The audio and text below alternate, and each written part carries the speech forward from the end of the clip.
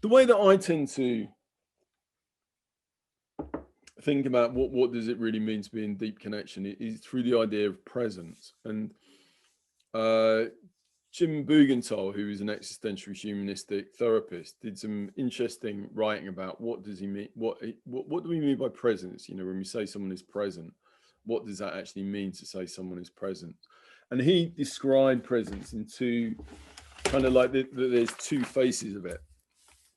So he said, first of all, presence is something about receptivity. It's about taking in the other. And I was saying earlier about Buber talking about dialogue, and there's something about, you know, if you think about conversations that you have with people, sometimes you feel that the other is really listening to you, taking you in, kind of responding to what you specifically have shared and where you are in that moment. And other times, maybe you've had conversations where you feel somebody's not really, they're not getting me, or they're not taking me in, or they're maybe responding to me at a superficial level.